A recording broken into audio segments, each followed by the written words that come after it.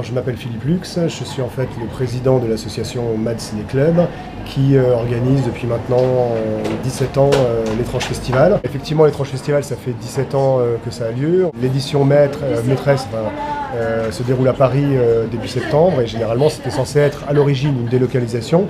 Après, au fur et à mesure des années, on a pris un peu notre envol et on a fait donc notre propre programmation. Et il s'avère que c'est vrai que cette année, on en a fait une édition au mois d'octobre un petit peu plus light, on ne voulait pas la lâcher. Et là, on a fait la grosse édition, la 17e, donc en ce moment, courant avril. Pour le programme, effectivement, cette année, c'est beaucoup plus gros. Je crois que c'est une des premières années où on passe autant de films. Vous pouvez voir pour les plus assidus plus d'une trentaine de films pour une quarantaine de séances. Et je pense qu'elle couvre cette année ce qu'on peut faire, un panel extrêmement large, c'est-à-dire que vous pouvez aller voir des films jeunes publics pour les tout petits, en passant par les cinémas asiatiques, le cinéma de répertoire, comme avec la science-fiction, jusqu'au cinéma, on va dire, extrême, avec The Loved One, ou encore le cinéma X. Voilà. Ça fait toujours un grand plaisir de voir tous les films qui ont été sélectionnés pour nous, et cette année on a été bien gâtés. Il y avait de très bons films comme Dream Home et les autres qui ont suivi, Dark Star, enfin voilà, c'était très intéressant. Comme toujours, on est très gâtés par une équipe qui nous donne vraiment des très bons films, quoi. On a décidé, comme on est au printemps, c'est l'éveil des sens et tout, on s'est dit pourquoi pas montrer effectivement une séance érotique.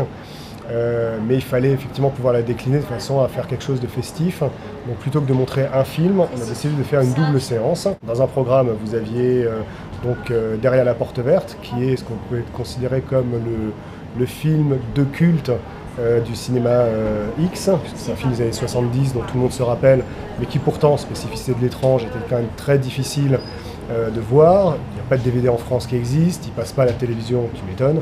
Et en salle, effectivement, de par l'interdiction et le classement des salles X, ça n'existe plus. De l'autre côté, vous aviez effectivement Flash Gordon aussi, qui est une parodie, on va dire, foncièrement érotique de Flash Gordon. Et on a saupoudré de ça, de compléments de programme, avec des films annonces porno d'époque, mais qui retraçaient un petit peu l'histoire du cinéma X à travers l'évolution de ces films annonces. Et dans l'autre salle, on avait montré donc un film, on va dire, d'éducation, une image qui s'appelait donc Ton mari, c'est inconnu. La séance X, on m'a dit, je sais pas moi, mais que c'était une ambiance très bon enfant, surtout pour Derrière la porte verte, qui s'est très bien passé. Les gens ont beaucoup aimé, ça s'est vraiment très bien passé, quoi. Il y avait une super bonne ambiance, à telle enseigne que j'ai cru comprendre qu'il y aurait peut-être une soirée, une nouvelle soirée dédiée à ce genre de cinéma. Le Festival a toujours fait un petit peu office de vilain petit canard. Donc on apprécie, on va dire, la manifestation, mais d'un autre côté on s'en méfie un petit peu parce que, on montre des films qu'on verrait pas forcément autre part, on montre des films violents, on montre des films d'horreur, des choses comme ça, mais on montre aussi des dessins animés, on montre aussi des films expérimentaux, on montre aussi des grandes avant-premières. Donc voilà, on a vraiment des moyens qu'on peut qualifier un peu d'anémiques, mais qui sont essentiels pour la survie de la manifestation. Jadis, il y a quelques années, en fait, c'était le point d'orgue de l'activité du Mad Ciné Club, qui avait lieu chaque mois. On faisait des séances préparées, c'est-à-dire que vous pouviez découvrir La balade sauvage de Terrence Malick, c'était chez nous. Vous pouviez découvrir le premier film des frères Cohen, Blood Simple, 100% chez nous. Vous pouviez voir une découverte d'un cinéma de Hong Kong, d'un certain Wong Kar-wai avec Chungking Express, c'était chez nous. Et pour rassembler les gens après pour une fête, on faisait l'Étrange Festival. Maintenant, de par effectivement toute la structure, les complications, les problèmes de moyens, effectivement on a décidé de tout concentrer sur l'édition de l'Étrange Festival. Alors après, quant au devenir de la manifestation, tout est relatif. C'est vrai, c'est toujours une remise en question, on n'en sait rien, on verra bien. En tout cas, ça fait 17 ans qu'on est là.